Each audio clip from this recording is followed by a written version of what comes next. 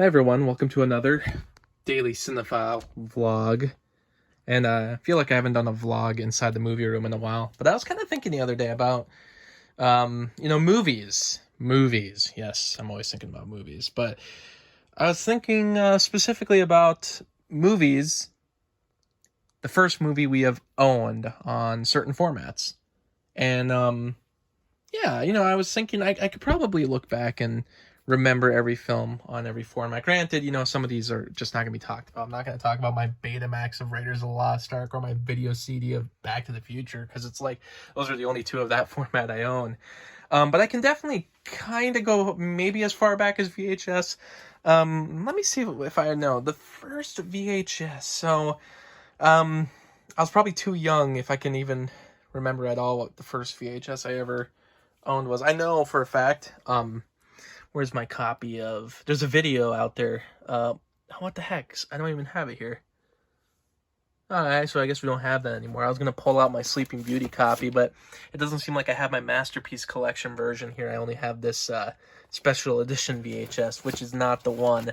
There's a video out there, a home video of me holding the Masterpiece edition of Sleeping Beauty, so I don't know where that one went. It's weird. But there you go. So that I know I have a video of that, but I know for a fact one of the first VHSs that I specifically wanted and was bought for me, like at the store while I was there, was this one, Big Fat Liar, which is funny because this was bought very late into the VHS game. I remember we bought this at a Menards, and they didn't have too many VHSs left, but I remember specifically really wanting to see this film, and so my parents bought me the VHS. Probably was very cheap at the time because VHS, like I said, it was kind of at the end. And luckily, I have that movie now on Blu-ray, which I haven't given it a watch in a while, but I should rewatch it to see if it holds up at all. Probably not. I mean, I don't know. I remember liking it a lot as a kid, but who knows now. But the first DVD I owned, I actually remember this specifically, but unfortunately, I don't think I have the first DVD I ever owned here, which would be Monsters, Inc. So this is the Blu-ray, but I own the DVD, but it's probably at my parents' house, because anything that I would get on Blu-ray, I would just bring downstairs, so yeah, I don't have my first DVD I ever owned here, which is sad.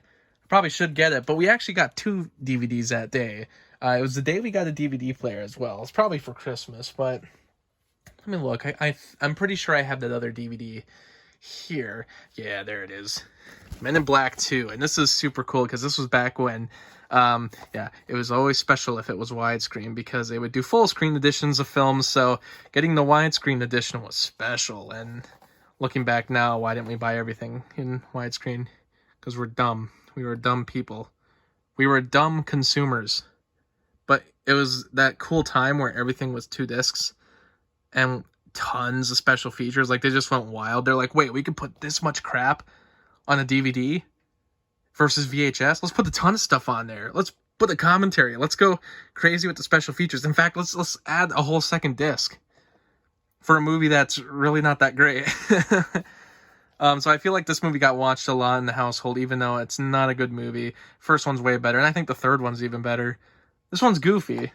There's some goofy value to it, but it's kind of cool I still own that, only because the Men in Black Blu-ray set, the second film does not contain all the special features that were on the DVD, so that's why I hold on to that. But then we get to the Blu-rays. Now, the first Blu-ray I ever owned, I know I'm going to find it. I had to stop to think about it. Wait. Gonna have to sneak back here. I didn't think I'd have to. There it is. The Dark Knight. The first Blu-ray I ever owned. And this would be back in, I want to say 2010. I think it was 2010, yeah, because I got this film on Blu-ray for Christmas.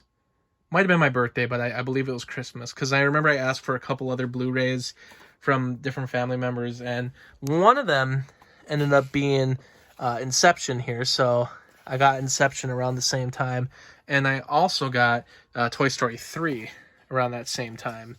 So those are some of the first Blu-rays I ever owned, but The Dark Knight was the first one, which makes sense. I remember seeing this in theaters. I loved it. It really kind of, it really is what got me super into movies, where I could like watch something random on the big screen and be like, whoa, that like had everything to it. I don't know if I've told that about The Dark Knight before, how I experienced it in theaters, but it's like, I didn't know anything about the movie, really. I knew it was a Batman movie. I knew that Joker was in it, played by Heath Ledger, and a lot of people were talking about it, but I think I saw the movie like its fourth week of release. I knew it was making a lot of money, so I finally saw it when my mom was taking my aunts to go see Mamma Mia. And their movie ended like an hour earlier than mine, so they had to like wait around for me to finish this movie. And when I saw this movie, I'm pretty sure the theater was pretty empty at that point.